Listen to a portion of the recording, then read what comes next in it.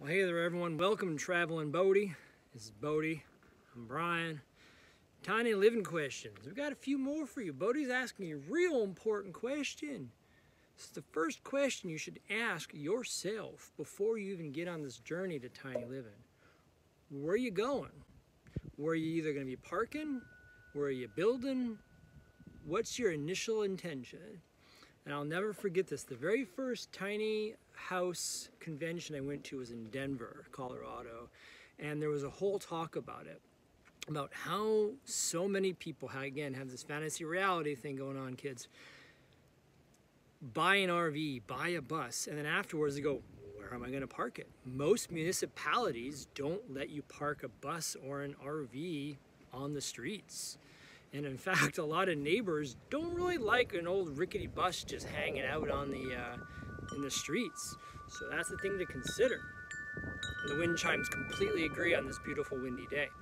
So before you buy a bus, before you buy a tiny house on wheels, before you buy anything, get real clear.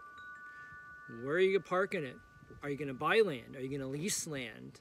Are you going to be a drifter nomad? And if that's the case, it doesn't really matter because there's BLM land, or maybe you can find friends to stay with, or there's always the state park, national park option. But before you buy your rig, number one question, how are you planning on operating? And if you are planning on posting up, call some friends. Be like, hey, are you cool if I post up on your property? Do you have property for me to stay on for a bit? Maybe you already do. That's awesome. You're well ahead of the curve.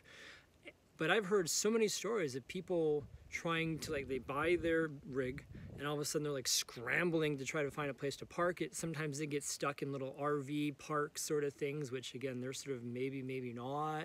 Sometimes people have posted up in commercial lots, which again is if you're gonna be living in a bus, why do you want to be parking in a commercial lot? That's the thing to consider. So think about it. From Bodie and Brian, where are you parking your rig? Or if you're not doing a rig, if you're doing an actual house, do you have land? Or do you have friends that have land? And again, that's a whole other question about living in community. But either way, think about it. Think about, where am I putting this thing? And how am I going to operate? Because, again, I'll say it one more time, there's so many people who jump without knowing where they're going to put it. And that's the biggest fail that I've heard in the tiny life living. So either way, thank you all for listening. And again, if you have any questions, send them our way. I'm more than happy to put them in the queue to answer your questions. So thank you all for listening. See you down the road on the next one.